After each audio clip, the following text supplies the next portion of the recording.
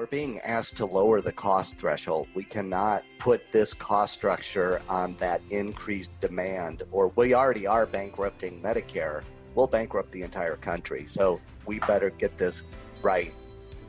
So the survey data is foundationally important to drive that conversation and evolve into these new models of care as a team.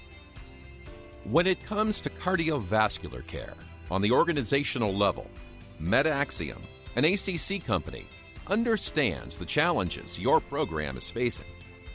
Welcome to MedAxiom Heart Talk, the podcast where thought leaders come together for one ultimate goal: to continually transform and optimize cardiovascular care for all. MedAxiom Heart Talk starts now. As Peter Drucker said, you can't manage what you don't measure. Tracking data and comparing metrics to external benchmarks are important aspects of decision-making, strategic planning, and improvement initiatives. I'm Cheryl Toth, host of MedAxiom Heart Talk, and on today's podcast, we're talking about the use of benchmarking data in physician productivity and recruitment, and in particular, how CV leaders can use the results of MedAxiom's latest Cardiovascular Provider Compensation and Productivity Survey in their planning and improvement efforts. We have two guests today: Joel Sauer, Executive Vice President, Consulting at MedAxiom, and Jonathan Fialkow, Cardiologist Leader at Miami Cardiac and Vascular Institute and Chief Population Health Officer at Baptist Health South Florida. Gentlemen, welcome to MedAxiom Heart Talk. Thank you. So let me set the stage for our discussion today. I want to give listeners a bit of background about each of you. I'll start with Joel. Joel is a nationally recognized expert in strategy setting, physician comp plan design, and workforce planning. He frequently works with members to create physician-hospital partnership structures using employment and other contractual arrangements, such as professional services agreements and joint ventures. And very relevant to our conversation today, Joel is the author of MedAxiom's annual Cardiovascular Provider Compensation and Production Survey. Dr. Fialkow leads health system initiatives at Baptist Health South Florida, focused on integrating physicians and other clinicians into best care practice design. He's also the executive medical director of the Baptist Health Quality Network and is a co-founder and managing member of Heartwell, an affiliation of 28 cardiologists in Kendall, Florida. Heartwell was recently integrated into Baptist Health South Florida. And Dr. Fialkow is also the medical director of the Cardiovascular Research Center of South Florida. So these very impressive accomplishments are why we asked both of you to be our guests today and talk about benchmarks and the survey data and how you are using them and how you find value in this data in your respective organizations. So Joel, I'd like to start by having you give us an overview of the survey and who and how many people responded to the survey this year for MedAxiom. Well, to start, never enough. We always want more. MedAxiom has over 400 cardiovascular programs across the country. About 180 provided us data through the survey. So we would love to get more. Those 180 groups or programs represented about 2,600 cardiologists and cardiovascular surgeons, and then another approximately 2,000 advanced practice professionals or nurse practitioners and PA. So in total, we were 4,500 or more. Okay. So it was a good response, but we would always love more because the more we have, the more we can feel very comfortable that what we're providing to our membership is representative of the community as a whole. What would be your ideal end for the survey if you had a magic wand? Competitor. No, I'm kidding. If we could get to 3,000 plus cardiologists, which is very doable, there's probably close to 20,000 practicing in the United States. So we would love to get 3,000 to 5,000, somewhere in that range. So we got a ways to go, but we're still one of the largest surveys for cardiovascular medicine in the country, and we're proud of that fact. Great. Well, and what did you find were the high-level takeaways from this year's survey data? Despite everyone's predictions that cardiology compensation would fall back, it did not. It again increased, and that's multiple years in a row now that it has happened. Surgical income as well either held steady or increased. So cardiovascular physicians continue to be in very high demand. And my prediction is that's going to stay the case at least for the next 5 to 10 years, given the simple math of physicians coming into the profession through fellowships versus those leaving through retirement, taking administrative roles, et cetera. Well, and so that is interesting. And how do you see these data being used by cardiovascular leaders? You know, how are folks integrating this data that we deliver each year into their organizations? Well, certainly. So physician-hospital relationships are extremely unique in that there are loads and loads of compliance rules and laws and things that physicians and hospitals have to really pay attention to in order not to get into harm's way. We talk a lot about fair market value, meaning because physicians and cardiology is no exception, make referrals to hospitals, the government has said we don't want hospitals inducing those referrals through their payment mechanisms. So organizations like Baptist Health South Florida have to go to great lengths to make sure that their payment mechanisms to their physicians meet or stay within that fair market value. And there's a lot more to it than that, but this isn't a legal podcast. This is really about physician compensation and production. So I'll leave it there for now, but it is much broader than that. It gets into anti-kickback statutes and all sorts of other areas that you can get in trouble. So surveys like ours, like MedAxiom's, provide the community a look at how other enterprises are paying their cardiologists. And those surveys are leaned on by the people who do fair market analysis as a profession to advise hospitals and health systems whether they're in harm's way or not. Beyond that, if I'm a private group, I don't have the fair market issues to the extent that the integrated do, but I do have to be competitive. If I'm offering salaries that are half that of my peers, I'm going to have a hard time recruiting top talent. So our private groups lean on it as well for that reason.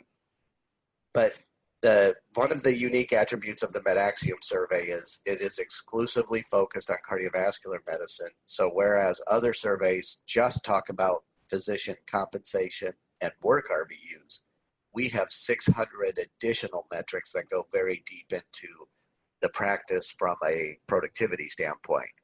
And those data are valuable to regardless of what ownership model your group is in. And our groups use it extensively.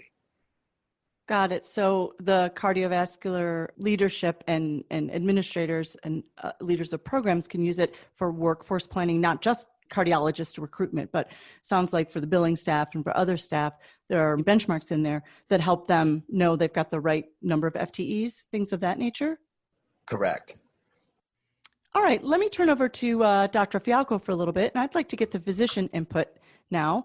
So Dr. Fialkow, as a physician leader and medical director, how do you and your team typically use metrics and benchmarks in practice?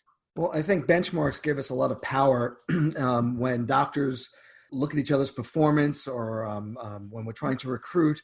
You know, the gut will tell you, okay, it's time to bring in another doctor, or this doctor's a good doctor, this doctor is a busy doctor. In addition, if you ask the doctors, of course, each one's the best and the busiest. So it's nice to have benchmarks that you could look at to say, hey, how are you doing compared to someone else? How are we doing compared to someone else? We obviously want internal benchmarks comparing within our groups how we're doing, but to be able to base ourselves and the decisions we're making against, again, MedAxiom type databases, which are reliable and timely, gives a lot of empowerment. It comes into different aspects, I think. As a recently integrated group, when we were in private practice, it helped us create compensation packages, for example, recruiting doctors, which it still does, but from a different standpoint. We would look at, again, panel sizes, when we're ready to bring in another doctor. But when you're an integrated doctor, it has a little bit more relevance towards your compensation models. When you're going to administration and saying we need to pay our doctors this amount of money and this is how busy they are, I think they're related, but we actually approach it a little differently. But going back to the original point, having published, reliable, timely benchmarks regarding performance and quality and size become absolutely the source of truth when you're having those conversations with doctors or with groups and with administration. Well, and I'm curious, what would you say you found to be some of the 2019 survey's most valuable findings for those purposes? I think all of the parameters that are looked at and reported are valuable. In 2019, I do agree that the inclusion of heart failure for the first time, which of course we need more downstream data, was very cogent as we build those programs. The appropriate compensation and for non-clinical care, I think, is relevant, as well as more of the integration models. And in fact, the private practice models do work with health systems on performing things that don't necessarily generate an E&M code. So I think that's probably the two most valuable components that were reported in this survey. Yeah. So, and this is questions for either of you. So why do you think that we saw the private groups ticking up in compensation? I mean, you're mentioning, you're kind of alluding to that, Dr. Fialkow, but what do you think's going on out there in the market? I mean, I think as the survey even mentioned, some of it might be a little bias of those that are responding. Probably the groups that are more functional, more lucrative, or more comfortable, publishing their data, they're more engaged in, nationwide type of benchmarking. So there might be a component of just the bias of who's reporting. On the other hand, I could tell you, as someone who's been in private practice up until recently, you can become more efficient. You can increase your volume by seeing patients by extended hours. I think one of the parameters of being successful is access. You get these patients in. So there might be a value. And I think there was an RVU component to that as well. So I think it probably is a true trend based on the remaining private practices figuring out what is important in their space and leveraging and optimizing that. I would add to that conversation, and I agree with everything Dr. Fialkow just said. Taking that bias a little further, we may be down because, the other thing that was less of a surprise, but still a surprise, is there were groups who were, or I should say there were people in the know like myself who thought, the anecdotal disintegration of a cardiology group pulling back out of employment, we've seen a few of those and wondered, is this a trend? Is this the start of a trend? And we're actually going to see a reversal of employed cardiologists. The data actually went up again in 2019. So now we're up above 85% of cardiology practices are integrated with a hospital or health system. So it could be that those who remain are the ones that have figured out how to make it work and be successful in it from a financial standpoint. And so that 15% may just be what's left at the highest end of what used to be the entire private cohort. And I think there's some of that. And then the other aspect that's very relevant is these groups have figured out how to make additional revenue beyond clinical. They are, by the data, about $150,000 per physician is coming in through other avenues than CPT codes. And that's, could be things like call coverage agreements with a hospital, co-management arrangements where they're compensated for performance improvement activities in the hospital. It could be intensive cardiac rehab like Pritikin or like the Ornish program, selling pharmacy products, vitamins and herbs, all sorts of things. These groups are very entrepreneurial and they have figured out other ways to bring revenue into their enterprise. I think that's great. I mean, you think about like how innovative those practices are to be looking for those different streams of revenue.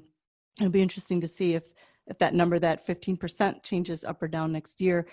So we've talked about the private group compensation and some of the reasons of those changes and that it's still ticking up. Tell me a little bit about RVUs, work RVUs.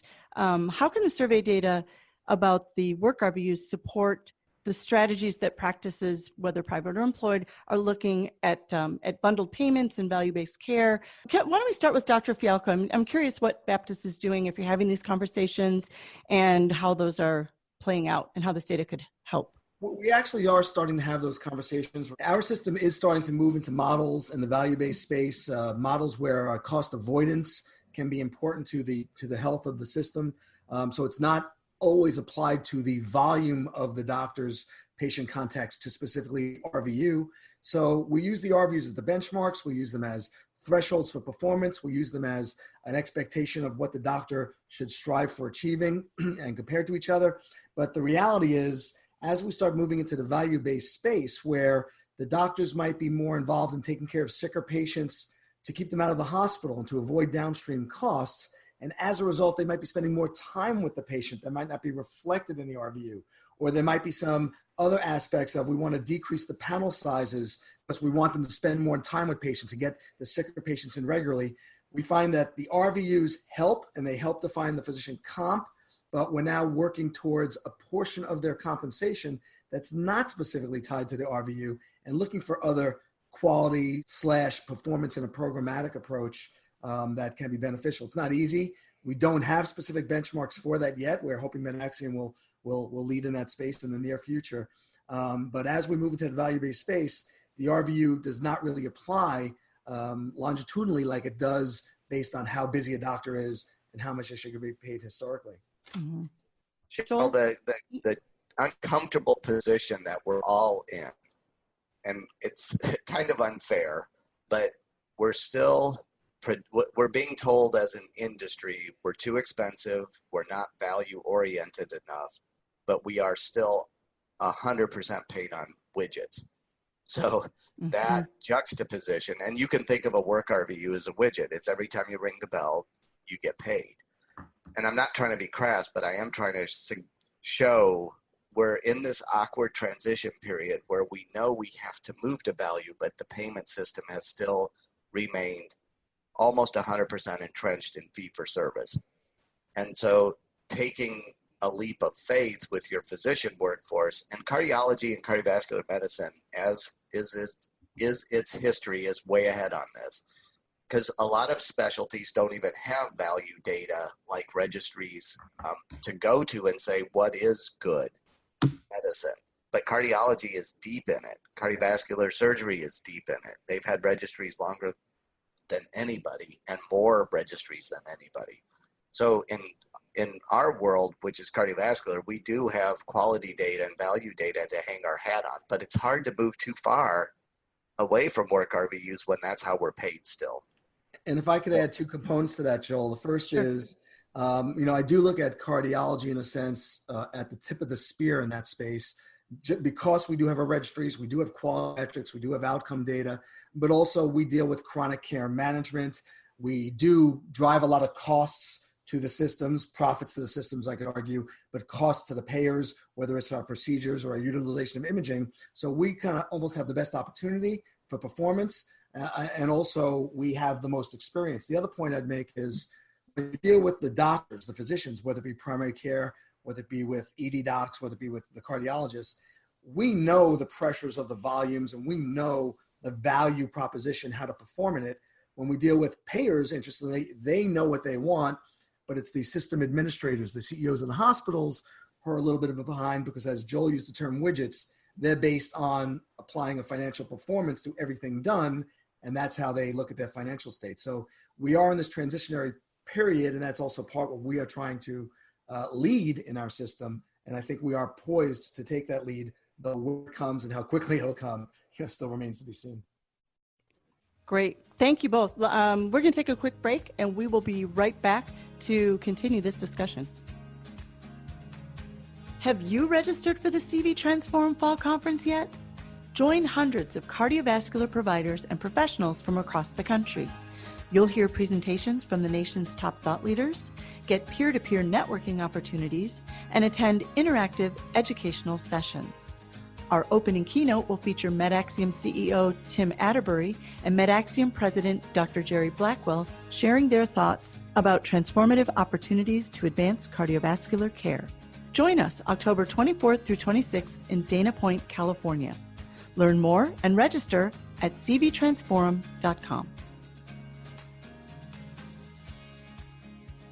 So we're back and we're talking with Joel Sauer and Dr. Fialkow from Baptist Health South Florida.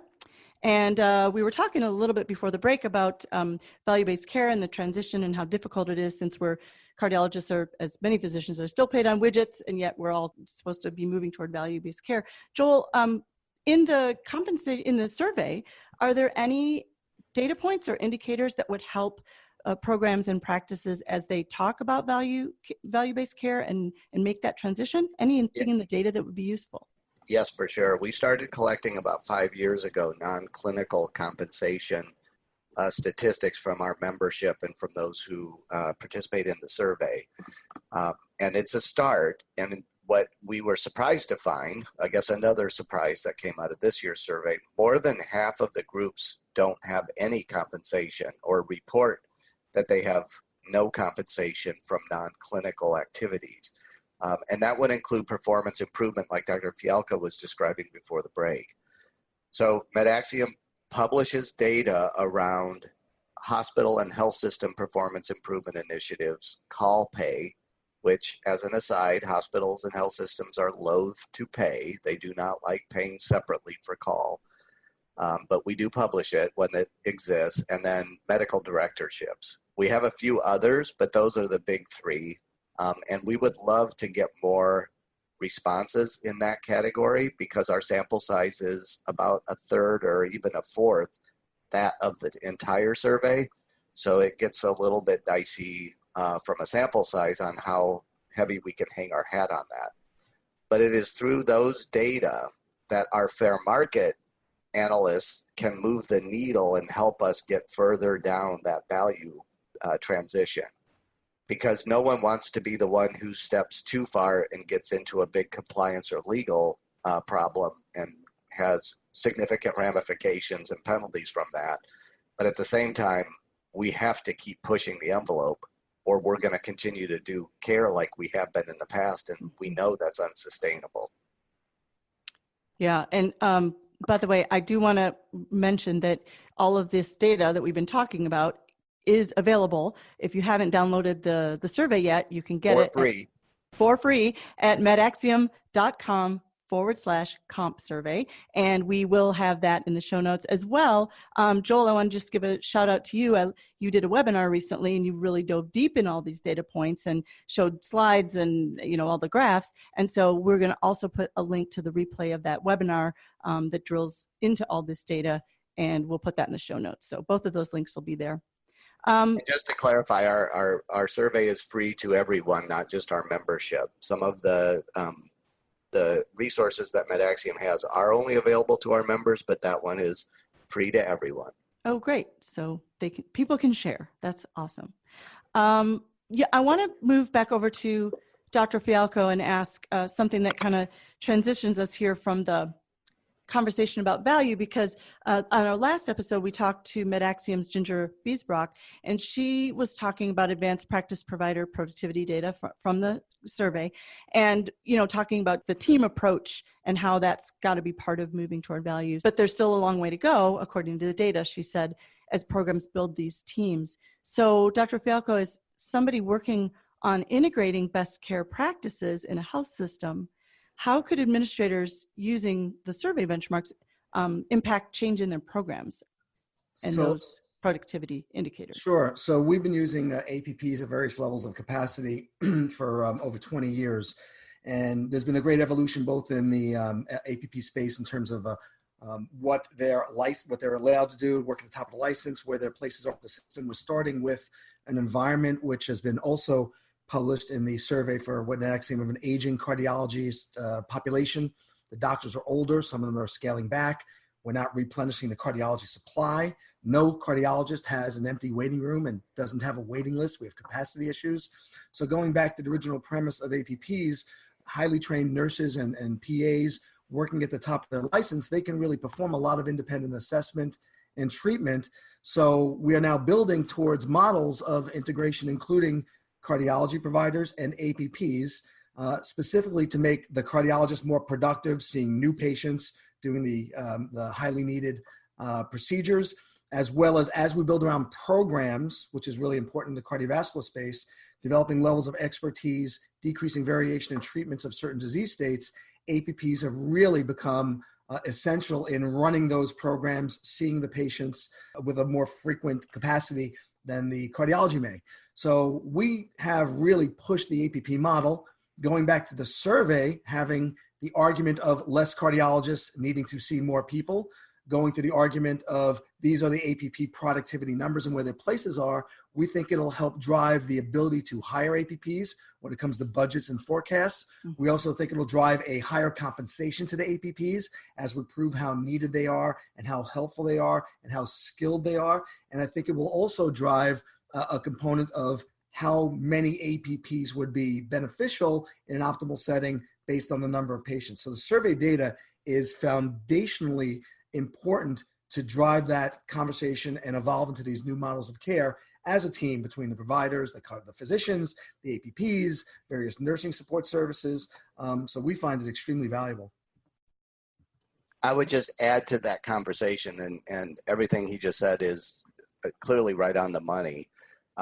It's not a matter of if we should use advanced practitioners in our cardiology practices. It's a hell yes, and we better get going on it, because the reality of that full waiting room, as Dr. Fialkow described, is that's only going to get worse, because as you look at primary care, the shortages predicted in primary care from a physician standpoint are tenfold those of what's predicted in specialty medicine like cardiology. And the answer to that is non-traditional primary care like Walmart clinics and CVS Minute clinics and advanced practice professionals hanging up their shingle and doing primary care in communities. The upside of that is you get a lot of additional cardiology consults because these are not physicians. These are paraprofessionals, and they're a little anxious to send somebody home without a cardiology consult if there's even a hint of a cardiac problem. And so in regions of the country where these non-traditional primary care resources have gone up, we're seeing an increase in the number of consults to cardiology. So we better figure out how to free up resources to deal with that demand increase, and at the same time, back to earlier parts of our conversation, we're being asked to lower the cost threshold. We cannot put this cost structure on that increased demand, or we already are bankrupting Medicare. We'll bankrupt the entire country. So this is not an if, it's we better get this right. We tend to look at the data from a median standpoint, which is the midpoint, but it can be aspirational. We can look at the top quartile in terms of APP deployment and how productive those APPs are, and it can become somewhat of an aspirational goal for an organization like Baptist Health South Florida, and that's the way they've used it. Agreed. I could also add that going back to that value proposition, where to decrease the cost, as I say to our teams, when we're cardiologists, we're dealing with either patients not feeling well and sick or patients who are anxious, and quite often both. So the longer it takes to get a patient seen, the more likely they'll wind up in an emergency room. So a high cost of care for someone that could be avoided if the cardiologist doesn't have the capacity. Using those APPs will help the value proposition, not just because they provide a lower cost of care, but will improve the patient access to avoid a higher site of service like an emergency room that's unnecessary or additional utilization. That's a great point.